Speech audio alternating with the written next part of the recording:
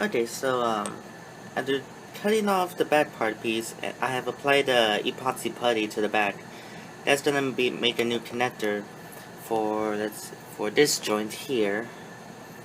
And what it's supposed to do is supposed to create like a have the foot be able to move down and upward, along with this piece here, to which I have made a like a cut, and then later a sanding down to make a holder for this joint here. Which I'm gonna move it down here, or down, and we can see it. But it's supposed to have this connecting, and then of course being able to move back. And then for the leg part right here, I'm planning on having like a thruster, either this piece here or this piece. It's gonna be hard to see, and it's gonna connect to the joint part right somewhere around the back. I gotta figure it out how to do it. And then that's about it I could say on the update for it. I'm just waiting for the possibility to fully dry. I'm gonna say about another day, which won't be until after I get off of work around 10 p.m. and then continue on working on it. And then that's about it so far.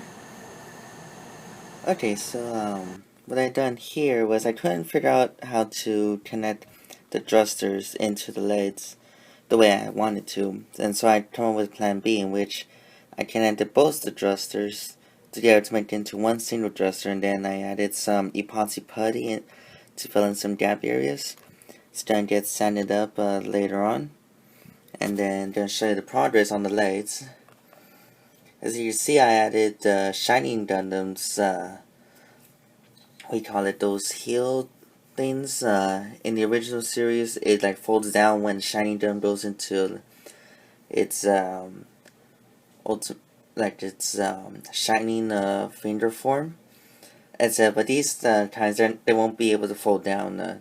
I never made the joint for it. I just don't want it to be a standstill for it. And so right now it's hard to see because the cutting mat's at an angle a bit.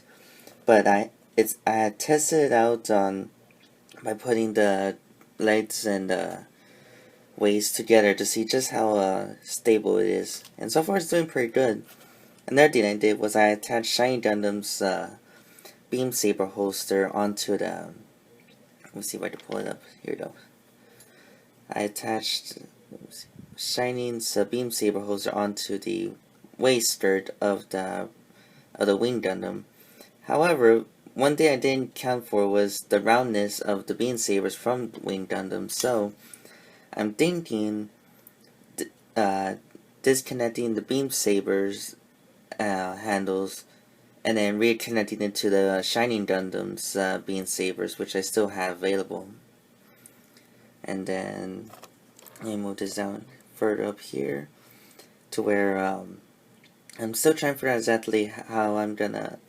Color wise, I still think it working on it, but so far I'm not gonna do anything else to it. There was a plan that I was gonna add something around. Let me see if I can pull this up. Around in between the chest area, like in between this white part where the Vulcan Gatling guns would be at, and the neck. I was gonna add something to it, but I realized that's not gonna make the head move in the direction. And then gonna move this to the side, going on to the wings here, because I know you saw it down here also. On the wings, I added like a peg created from the runner, and what I'm gonna do is I'm gonna connect this wing here.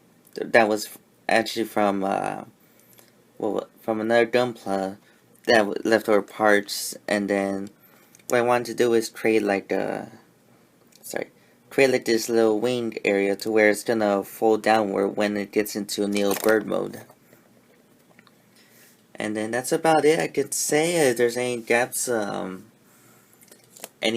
need to be covered, I'll cover it as long as it can still make the Gunpla agile as well as stable.